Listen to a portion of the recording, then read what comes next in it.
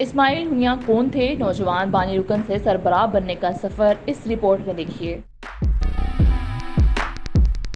1962 کو غزہ کے پناہ گزین کیمپ میں پیدا ہونے والے اسماعیل ہنیہ مزاحمت، جدوجہد اور عزم و ہمت کا استعارہ تھے۔ وہ چٹان کی طرح اسرائیل کے سامنے ڈٹے رہے۔ 3 بیٹوں اور 4 پوتے کی شہادت اور عرصہ حیات تنگ ہونے کے باوجود ان کے پائے استقلال میں کبھی لغزش نہ آئی۔ ان کے ارائے غیر متزلزل تھے۔ جہاں کڑی مشکلات کے باوجود حماس کے سربراہ کے چہرے پر مسکراہٹ رہتی، وہیں مسئلہ فلسطین کے لیے تشویش کی لہر بھی ان کے چہرے پر نمایاں رہتی۔ انہوں نے ابتدائی تعلیم اقوام متحدہ کے زیر انتظام اسکول سے حاصل کی اور 1987 میں اسلامک یونیورسٹی غزہ سے عرب لٹریچر میں گریجویشن کی ڈگری حاصل کی۔ زبانہ تعلیمی، طالب علمی اور اس کے بعد مزاحمتی تحریکوں میں پیش رہے۔ 1988 میں حماس کے قیام کے وقت نوجوان بانی رکن کی حیثیت سے شامل تھے۔ 1988 میں پہلے انتفاضہ میں شرکت کرنے پر اسماعیل ہنیہ کو اسرائیل نے 6 ماہ قید میں رکھا۔ 1999 میں دوبارہ گرفتاری کے بعد 1992 میں لبنان بھیج دیا گیا۔ اگلے سال اوسلو معاہدے کے بعد ان کی غزہ میں واپسی ہوئی۔ 1997 میں حماس کے مرکزی دفتر میں بھرتی ہوئے، جہاں جلد ہی تنظیمی درجوں پر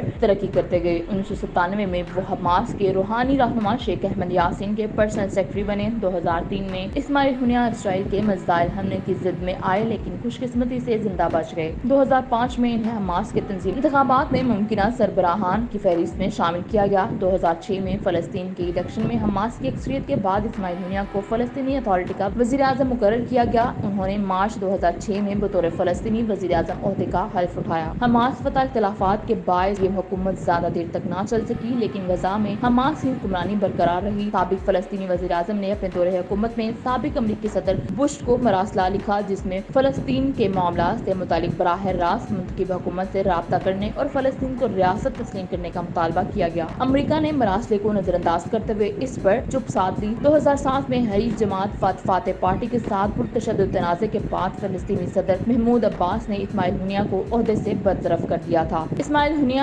حماس کے سیاسی سربراہ اور حماس کے پولیٹیکل بیورو کے چیئرمین تھے۔ 2016 میں ہونے والے انتخابات میں انہیں خالد مشعل کی جگہ حماس کے سیاسی ونگ کا سربراہ مقرر کیا گیا تھا۔